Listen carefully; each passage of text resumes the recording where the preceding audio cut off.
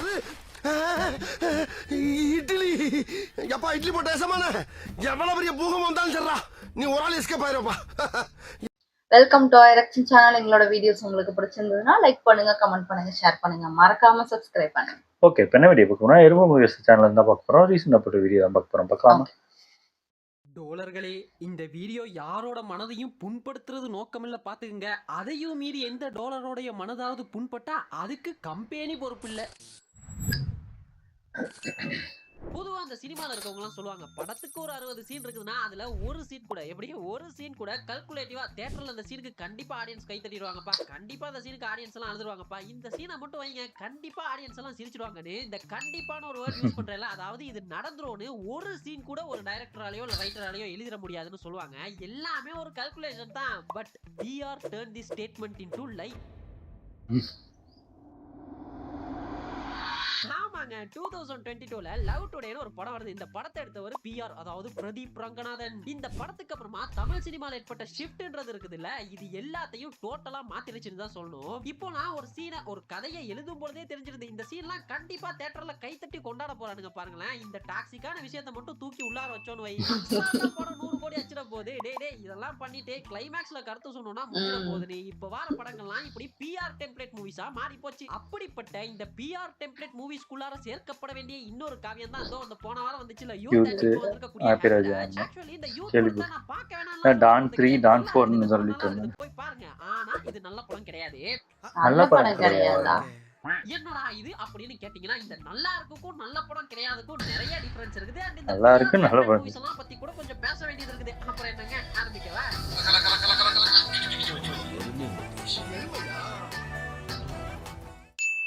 இந்த PR template நான் சொல்றேன்ல, இத பத்தி PR எக்ஸ்போஸ்ட்னே ஒரு வீடியோ பண்ணிருந்தேன். அதுல இந்த PR என்ன மாதிரியான திலாலங்கடி வேலை எல்லாம் பண்றாரு அப்படின்றதெல்லாம் பத்தி பேசியிருந்தேன். இத PR மட்டும் தான் இப்ப பண்றாரான்னு கேட்டீங்கன்னா, பொதுவாவே இந்த இண்டஸ்ட்ரிக்குள்ளார எதனாவது ஒரு விஷயம் ட்ரெண்ட் ஆகுது, அது ஆடியன்ஸ் எல்லாம் கொண்டாடுறாங்கனாலே அதை தொடர்ந்து வரக்கூடிய படங்கள்லாம் கிட்டத்தட்ட அதே மாதிரி தான் வரும். அதை யூஸ் பண்ண தான் செய்வாங்க. எப்படி இந்த KGF அப்புறமா KGF மாதிரியான படங்கள்லாம் வந்ததோ, இல்ல இந்த காஞ்சனா படத்துக்கு அப்புறமா வெறும் பேய் படங்களா வந்ததோ, அவலத்துக்குலாம் ஏன் போகணும். இப்போ இந்த லோகேஷ் ரெட்ரோ சாங்ஸ் யூஸ் பண்ணதுக்கு அப்புறமா ஐயோ சாவடிச்சிட்டாங்க. இந்த ரெட்ரோ சாங்ஸ் யூஸ் பண்ணி சேச்சுரேட் எல்லாரும் யூஸ் பண்றாங்க. ஃபாலோ பண்ண தான் செய்வாங்க. அப்படிதான் இப்போ இந்த PR டெம்ப்ளேட் மூவிஸும் சேச்சுரேட் செய்யப்படுது. இந்த PR டெம்ப்ளேட் மூவிஸ் நான் சொல்றது என்னன்னா, ஒரு படத்தோட ஹீரோன்னு கூட வேணாமே, ஒரு கதையோட ப்ரோட்டாகனிஸ்ட், அந்த கதையின் நாயகன் படம் பூரா எல்லா தில்லாலங்கடி வேலையும் பண்ணி போட்டு குறிப்பா இன்னைக்கு ஆன்லைன்ல பேசப்படக்கூடிய டாக்ஸிக்கான விஷயங்கள்லாம் செஞ்சுட்டு கிளைமேக்ஸ்ல நான் திருந்திறேன்ப்பா அப்படின்னு சொல்லப்படக்கூடிய டெம்ப்ளேட் மூவிஸ் தான் நான் PR டெம்ப்ளேட் மூவிஸ் சொல்றேன்.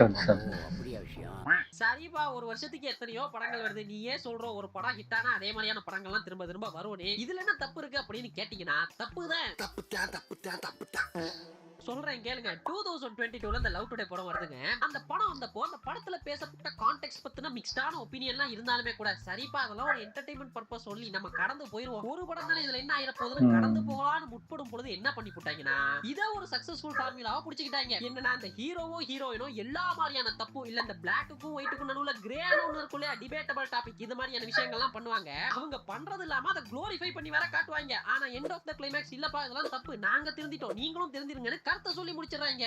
இதுல இருக்கக்கூடிய ப்ராப்ளம் என்னன்னா, ஃபர்ஸ்ட் இந்த லவ் டுடே எடுத்துக்கோங்க. வெறும் 5 கோடியில எடுக்கப்பட்ட இந்த படம் 100 கோடி கலெக்ட் பண்ணிச்சுங்க. சோ ஒரு ப்ரொடியூசரோட பெர்ஸ்பெக்டிவ்ல பாத்தீங்கன்னா, மினிமம் இன்வெஸ்ட்மென்ட் வித் மினிமம் ரிஸ்க்ல பெஸ்ட் லாபம் கிடைக்குது. சோ ஈஸியா இந்த மாதிரியான படங்களை தான் ப்ரொடியூஸ் பண்ண ஆரம்பிப்பாங்க. அப்படியே ரைட்டரோட பெர்ஸ்பெக்டிவ்ல பாத்தீங்கன்னா, ஒன்னு எழுதணும் இல்ல புதுசா ஒன்னு யோசிக்கணும் அப்படின்றதெல்லாம் தேவையே இல்ல. என்ன சொல்ல போறாங்க அப்படின்ற அந்த சீன் இருக்குதுல, அதாவது அந்த சினாரியோ, அது ஆன்லைன்ல தேவைக்கு அதிகமாவே இருக்குது. which is நாங்க மீம் போட்டு கிக்கி பிக்கி பண்ணக்கூடிய ரீல்ஸ் அண்ட் மீம்ஸ் தான். அத சினிமால எப்படி சீன்ஸா கன்வெர்ட் பண்ண போறாங்க அப்படின்ற சக்சஸ்ஃபுல் ஃபார்முலாவும் ஆல்ரெடி அவைலபிளா இருக்குது. இத சீனா வச்சோம்னா கண்டிப்பா தியேட்டர்ல வொர்க் அவுட் ஆகும் அப்படின்ற சக்சஸ்ஃபுல் ரேட்டுமே ஆல்ரெடி அவைலபிளா இருக்குது. சோ ஒரே சீன் ஒரே கதை தாங்க, அதையே school college work place husband and wife லவர்ஸ்னு மாத்தி எடுக்க போறாங்க. சோ ரிஸ்கே இல்லாத ஒரு ப்ரொடியூசர், PR சக்சஸ் ஃபார்முலாவோட உள்ள வரக்கூடிய ஒரு டைரக்டர், இவங்க ரெண்டு பேரும் ஒரு கொலாப் பண்ணாங்கன்னா ஆஃப் கோர்ஸ் ஹிட் தான் கொடுக்குறாங்க. சோ இத ஃபாலோ பண்ணி இதே மாதிரியான படங்கள் தான் லாஸ்ட் ஒரு 2 to 3 இயர்ஸ்ல ப்ரொடியூஸ் செய்யப்பட்டது மட்டும் இல்லைங்க, அந்த வருஷத்தோட டாக் ஆஃப் தி டவுனாவும் இந்த மாதிரியான படங்கள் தான் இருந்தது. ஏதோ எங்க அண்ணன் பிஆர் ஒரு 3 படத்தை எடுத்து விட்டாப்ல, அதுக்கு இந்த பேச்சாடா பேசுறான்னு கேட்டீங்கன்னா ஒரு ஸ்டெப் சொல்றேன் கேளுங்க. லாஸ்டா ஒரு 2 to 3 இயர்ஸ்க்குள்ள இந்த பிஆர் டெம்ப்ளேட்டுக்குள்ளார வந்த மூவிஸ் அண்ட் அதோட சக்சஸ் ரேட் பாத்தீங்கன்னா லவ் டுடே 2022ல ரிலீஸ் ஆகுதுங்க. 5 கோடியில எடுக்கப்பட்ட இந்த படம் 100 கோடி கலெக்ட் பண்ணுச்சு. டான் 2022ல வந்தது 40 கோடியில எடுக்கப்பட்ட இந்த படம் 120 கோடி கலெக்ட் பண்ணுச்சு. டிராகன் 2025 ரிலீஸ் 30 கோடியில எடுக்கப்பட்ட படம் 150 கோடி கலெக்ட் பண்ணுச்சு. நீக் நிலவுக்கு என் மேல் என்னடி கோபம் 2025ல ரிலீஸ் ஆச்சு 25 கோடியில எடுக்கப்பட்ட படம் 13 கோடி கலெக்ட் பண்ணுச்சு. டூட் 2025ல ரிலீஸ் ஆச்சு 30 கோடியில எடுக்கப்பட்ட படம் 100 கோடி கலெக்ட் பண்ணுச்சு. ஆண் பாவம் பொல்லாதது 2025 ரிலீஸ் 5 கோடியில எடுக்கப்பட்ட படம் 27 கோடி கலெக்ட் பண்ணுச்சு. இப்போ இந்த 2026ல ரிலீஸ் ஆச்சு 4 கோடியில எடுக்கப்பட்ட படம் 27 கோடி கலெக்ட் பண்ணுச்சு. அண்ட் இந்த பூக்கின்னு ஒரு படம் வந்தது, அது பெருசா போலன்னு வைங்களேன். இப்போ இந்த லிஸ்டுக்குள்ளார தான் இப்போ வந்திருக்கக்கூடிய யூத் ஹாப்பி ராஜ் இதெல்லாம் வரப்போகுது. அதோட கலெக்ஷன் என்ன அப்படின்றது உங்களுக்கே தெரிஞ்சிருக்கும். இப்போ யோசிச்சு பாருங்க, கிட்டத்தட்ட இந்த பிஆர் டெம்ப்ளேட்டுக்குள்ளார மட்டும் ஒரு 10 படம் கிட்டக்கா சொல்லிட்டேன். இதுல சரியா போகாதது வெறும் 2 படம் தான். 2 படம் நீ கேண்டு பூக்கி. அதுலயுமே இந்த மாதிரியான சீன்ஸ் எல்லாம் கொஞ்சம் குளோரிஃபை பண்ணி அந்த கிக்கி பிக்கி மூவ்மெண்ட் இல்லாம சொல்லிட்டாங்க. அதனாலதான் அது சரியா போல. சோ யோசிச்சு பாருங்களேன், ஒரு ப்ரொடியூசர் 300-400 கோடி போட்டு ஒரு பெரிய ஹீரோட படம் எடுத்து வெறும் ஒரு 100 கோடி மட்டும் லாபத்தோட போடணும்னு நினைப்பாரா? இல்ல ரிஸ்கே இல்லாம ஒரு 30 கோடிக்குள்ளார ஒரு படத்தை எடுத்துட்டு பெத்த லாபம் பண்ணணும்னு நினைப்பாரா? ஆமா மாடல்னாலும் பவுடர்னாலும் ரிஸ்க் ஒண்ணுதான், ஆனா பணம் வேற. So my dear Tamil cinema audience, நீங்க விருப்பப்பட்டாலும் விருப்பப்படலனாலும் இனிமே இந்த மாதிரியான படங்கள் தான் வரப்போகுது. இவனுங்க இது வரைக்கும் மீம் போட்டு கிக்கி பிக்கி பண்ணதெல்லாம் நார்மலைஸ் பண்ணதான் போறானுங்க. சோ இது சேச்சுரேட் ஆகி இந்த ட்ரெண்ட் போய் அடுத்த ட்ரெண்ட் வர வரைக்கும் எதுக்கும் ரெடியா இருடே. நீ எதுக்கும் ரெடியா இருக்க. இப்போ இதே ஃபார்முலாக்குள்ள வந்திருக்கக்கூடிய படம் தாங்க இந்த யூத்தும். இத பத்தி கேட்டீங்கன்னா அதே டெய்லர் அதே வாடகத்தான். கொஞ்சூண்டு டான், கொஞ்சூண்டு டிராகன், இன்னும் கொஞ்சூண்டு தனுஷ் மாஸ் டைலாக்லாம் சேர்த்தீங்கன்னா அதுதான் இந்த யூத். அண்ணன் பிஆர் வழியில் ஹீரோ ஸ்கூல் லைஃப்ல ஒரு மினி பிளே ஓயா இருக்காப்ல. அப்ப ஹீரோ ஒரு பொண்ணு சின்சியரா லவ் பண்றாங்க. ஹீரோவுமே அவங்கள சின்சியரா லவ் பண்றாரு. அப்போதான் குறுக்கு இந்த கௌஷிக் வந்தா அப்படின்ற மாதிரி லவ் பண்ணிட்டு இருந்த பொண்ணு ஊருக்கு போக அந்த கேப்ல இன்னொரு பொண்ணு ஹீரோக்கு ப்ரோபோஸ் பண்றாங்க. சி இங்க இதுதான் ப்ராப்ளம்ன்ற மாதிரி ஹீரோ அந்த பொண்ணு ப்ரோபோஸ் பண்ணிச்சுல, அதுக்கு நோவோ இல்லாட்டி இல்லமா இந்த மாதிரி நான் இன்னொரு பொண்ணை லவ் பண்ணிட்டு இருக்கேன் அப்படியோ சொல்லவே மாட்டாரு. இதெல்லாம் சொல்லாமல அந்த பொண்ணு கூடயும் பழகின்னு இருப்பாரு. இப்போ இந்த ரிலேஷன்ஷிப்புக்கு பேர் என்னன்னு கேட்டீங்கன்னா எனக்கு தெரியல. பெஸ்டினா ஃப்ரெண்டுக்கு மேல ஹஸ்பண்டுக்கு கீழ அப்படிதானே இருக்காங்க. சரிப்பா, இந்த ரிலேஷன்ஷிப்புக்கு ஹீரோ என்ன விளக்கம் கொடுக்க போறாரு அப்படின்னு கேட்டீங்கன்னா அந்த பொண்ணுக்கு நோனு சொல்லிட்டு அந்த பொண்ணு ஹர்ட் ஆயிருமா. அதனால நோனு சொல்லாம எஸ்னு சொல்லாம நடுவுல நிப்பாப்ல. ஆனா அந்த பொண்ணுக்கு பிடிச்ச பாட்டுக்கு ஸ்கூல் கல்ச்சரல்ஸ்ல டான்ஸ் எல்லாம் ஆடுவாரு. அது வேற சாப்டர், அது வலி வேற டிபார்ட்மெண்ட். சரி இப்ப அண்ணன் இந்த ரிலேஷன்ஷிப்புக்கு என்ன மாதிரியான ஜஸ்டிபிகேஷன் எல்லாம் கொடுக்க போறாரு அப்படின்னு காத்துன்னு இருக்கும்போது தான் இன்டர்வல் வருதுங்க. இன்டர்வல்ல ஆல்ரெடி லவ் பண்ணிட்டு இருந்த அந்த பொண்ணுக்கு உண்மை தெரிஞ்சிருது. சோ சீப்போ அப்படின்னு விட்டுட்டு போயிடுறாங்க. அப்ப ஹீரோ சொல்றாரு, என் மேல சந்தேகப்பட்டல அந்த பொண்ணுக்கு எஸ் கூட சொல்லாம இருந்து என்ன சந்தேகப்பட்டு விட்டு போறல, இனிமே என் விசுவாசம் அந்த பொண்ணுக்கு தான் அப்படின்னு அந்த பொண்ணுக்கு ஓகே சொல்லலாம் அப்படின்னு திரும்பி பார்த்தா அந்த பொண்ணு ஹீரோ ஒரு தப்பானவன் ஆல்ரெடி அந்த ஹீரோவை லவ் பண்ணிட்டு இருந்த பொண்ணுக்கு உணர்த்தணும்னு லவ் பண்ற மாதிரி நடிச்சுட்டு இருந்தாங்க அப்படின்னு ஒரு இன்டர்வலுங்க. விச் இஸ் இது ஒரு பீக்கான இன்டர்வல். படத்துலயுமே இந்த சீன் பீக்கா இருக்கும். மோரோவர் இந்த சீனை நிறைய பேருக்கு தன்னோட ஸ்கூல் காலேஜ் லைஃப்ல ரிலேட் பண்ணிக்கிற மாதிரி இருக்கலாம். பட் ப்ராப்ளமே என்னன்னா ஆஃப்டர் இன்டர்வல் தான் பிரகலைகள் ஆரம்பம்.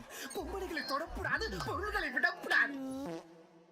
இன்டர்வல் முடிஞ்சதும் நம்ம ஹீரோ அந்த பொண்ணை பழி வாங்கணும்னு கிளம்பிடுவாரு. கேட்டா அவர் பண்ணது சரியா, அதாவது அந்த பொண்ணுக்கு எஸ்ஸும் சொல்லாம நோவும் சொல்லாம ஃப்ரெண்டுக்கு மேல லவ்வருக்கு கீழே ஒரு ரிலேஷன்ஷிப்ல இருந்தார்ல, அது சரியா. அந்த பொண்ணு தான் இவரை ஏமாத்திருச்சுன்னு பழி வாங்கணும்னு திரிவாப்புல டில் கிளைமேக்ஸ் வரைக்கும். அட்லீஸ்ட் கிளைமேக்ஸ்லயாவது இதை பத்தி எதனால சொல்லுவாருன்னு எதிர்பார்த்தேன். பட் சொல்லல. Because he is thinking he is correct. அதுக்குன்னு இப்ப அந்த பொண்ணு பண்ணது மட்டும் கரெக்டா ப்ரோ அப்படின்னு கிளம்பி வந்தீங்கன்னா அம்பிட்டுதான். ஆக்சுவலி 2 பேர் பண்றதும் தப்பு தான். ஒரே நேரத்துல 2 பொண்ணை ஓட்டுறதும் தப்பு. லவ் பண்றேன்ற பேர்ல சகுனி வேலை பாக்குறதும் தப்பு தான். ஆனா இதெல்லாம் பத்தி நீங்க பேச மாட்டீங்கல்ல. சரி இந்த ஒரு பொண்ணு கேரக்டர் தான் படத்துல இப்படியானா இந்த படத்துல என்ன பத்தி கேள்வி எல்லாம் கேக்குற, உள்ள போய் வேலையா போற அப்படின்னு சொன்னதும் அடுப்பங்கரைக்கு போற அம்மா, சீ நான் இருக்கும் போதே இன்னொரு பொண்ணை லவ் பண்ணிருக்கேன்னு ஒரே ஸ்கூல்ல படிச்சாலும் ஒண்ணுமே தெரியாம இருக்க ஹீரோயின். ஹீரோ லவ் பிரிக்க ராத்திரி வரைக்குமே முழிச்சிருந்து சகுனி வேலை பாக்குற 3 பொண்ணுங்க.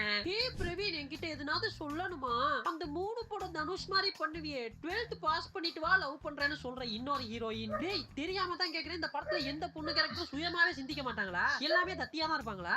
கண்டிஷன் நம்பர் 1, பொண்ணு பார்க்கிறதுக்கு வெள்ளைய மைதா மாவு இருக்கணும். சரி ஓகே. கண்டிஷன் நம்பர் 2, பொண்ணு லூஸ் மாதிரி நடந்துக்கணும். அது நியாயம் தானே. ஆமா.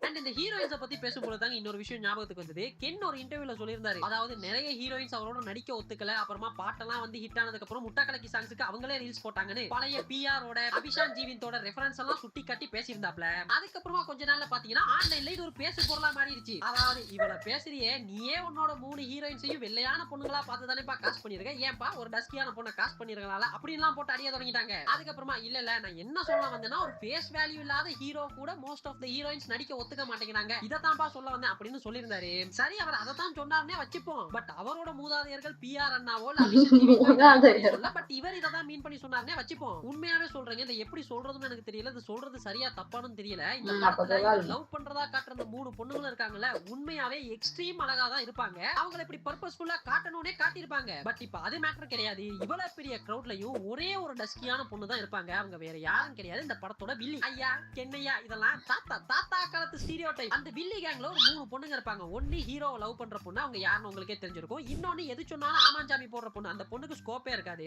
லாஸ்டா தான் இந்த மொத்த பிளானுக்கும் ஸ்கெட்ச் போட்டு கொடுத்து அதை எக்ஸிக்யூட் பண்றது அந்த டஸ்கியான பொண்ணா இருப்பாங்க. இந்த ஜெனரேஷன்ல இப்படி ஒரு டீடைலிங் அப்படின்னு வியந்து பார்த்துட்டு இருந்தேங்க. அருமை. இது போக சொட்டைய வச்சு கிண்டல் பண்றது, வாய்ஸை வச்சு கிண்டல் பண்றது, அது போத் ஹீரோயினா இருக்கட்டும் சரி, அப்புறம் ஒரு சார் படிச்சு கொடுக்க வருவாரு, அவரோட வாய்ஸை வச்சு ஒரு சீன் பண்ணிருந்தாங்க.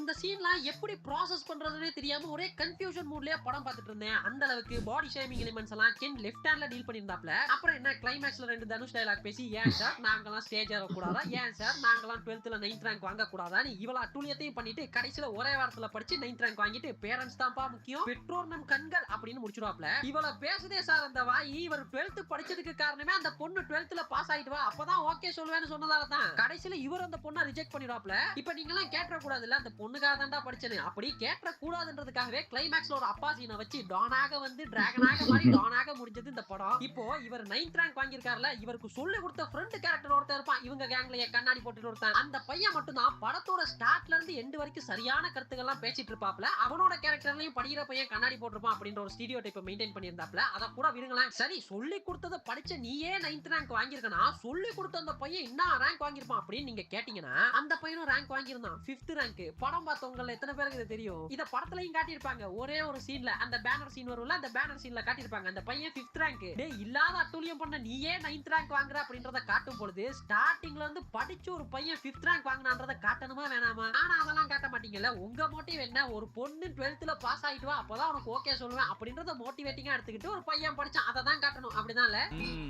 இந்த வந்து சொல்லி அங்க டைம் வேஸ்ட் பண்ணுகிறேன். போடா மரியாதையா.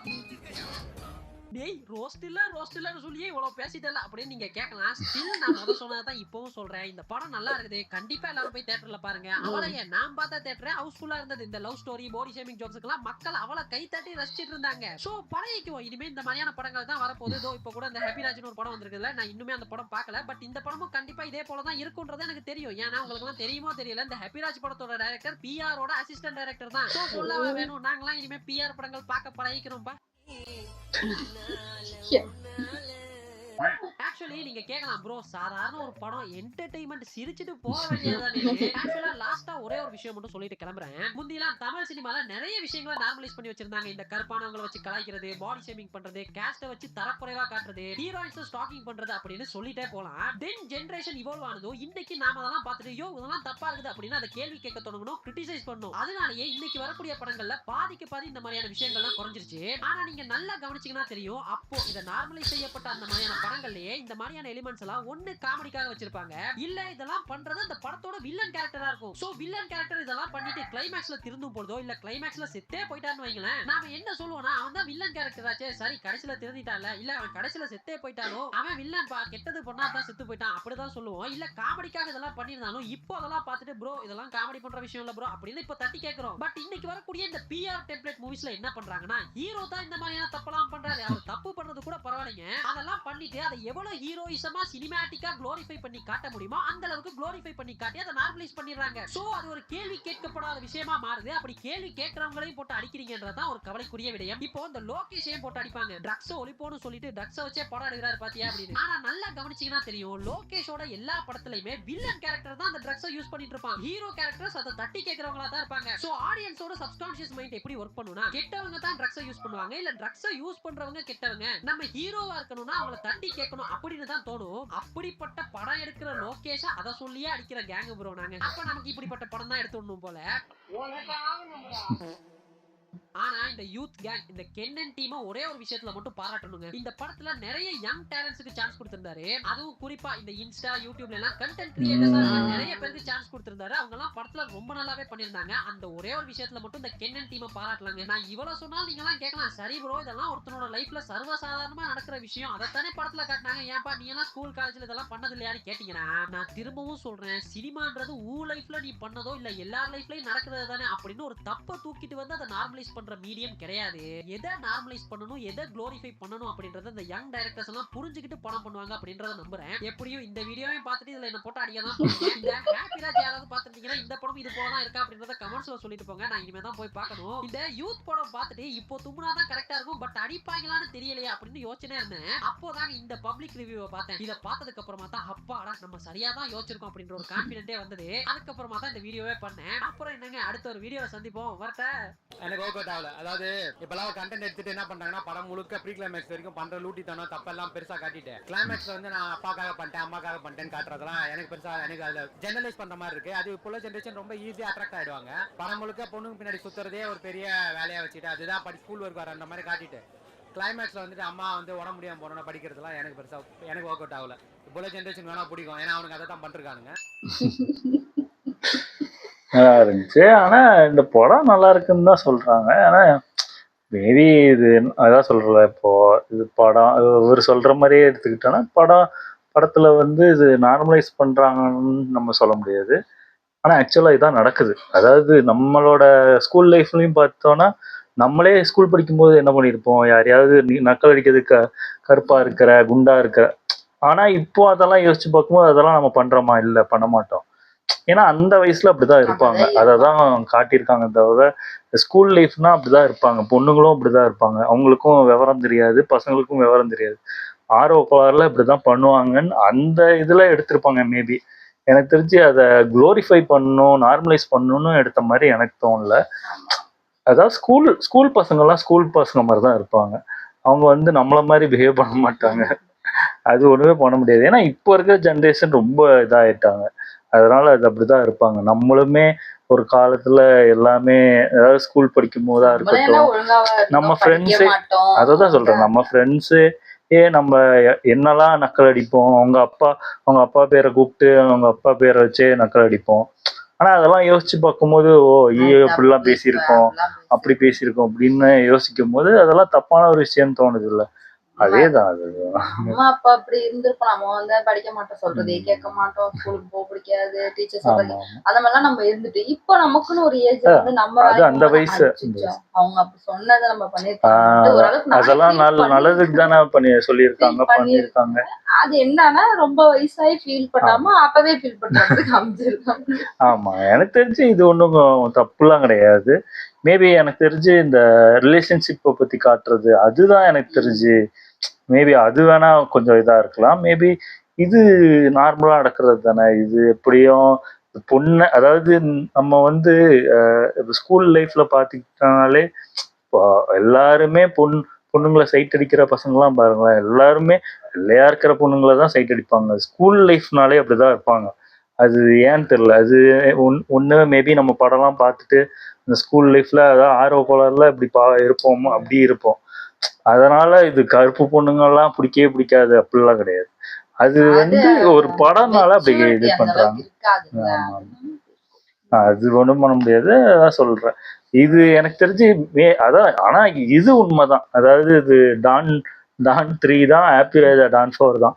அதே டெம்ப்ளேட் தான் எடுத்திருக்காங்க. அது உண்மைதான். அதாவது எல்லாமே பண்ணிட்டு கடைசி அவன் திருந்துறது வந்து அது ஏத்துக்க முடியாத ஒரு விஷயம் தான். அது என்னமோ உண்மைதான். ஏன்னா எங்களுக்கு டிராகனுக்குமே அப்படிதான் இருந்துச்சு. ஏன்னா அவ்வளவு தப்பு பண்ணிட்டு அவ்வளவு ஏமாத்திட்டு, அதாவது யாரோட லைஃப் எல்லாம் திருடிட்டு வந்துடலாம், அதுக்கப்புறம் ஒருத்தனோட படிப்பை திருடுறது மட்டும் தப்பு அது அப்படின்னு சொல்றது நியாயமா படல. அந்த மாதிரிதான் இந்த படமும் இருக்கு. ஹாப்பி ராஜாவும் அதே மாதிரிதான் எல்லா தப்பும் பண்ணிட்டு கடைசி அப்பாக்கா ஃபீல் பண்ற அதே தான் கான்செப்ட்னு நினைக்கிறேன். ஏதோ ஓடுது போல இருக்குன்னு அதையே எடுத்துட்டு ஓடுது. அது ஒண்ணும் படம் பார்க்க இன்ட்ரெஸ்டிங்கா இருக்கு, அவ்வளவுதான். இதுக்கு நம்ம தப்பு சொல்லி குறை சொல்லி ஒண்ணும் போறது இல்லை. ஓகே. என் வீடியோஸ் உங்களுக்கு பிடிச்சிருந்தா லைக் பண்ணுங்க, ஷேர் பண்ணுங்க, கமெண்ட் பண்ணுங்க, மறக்காம சப்ஸ்கிரைப் பண்ணுங்க. எல்லாருக்கும் bye.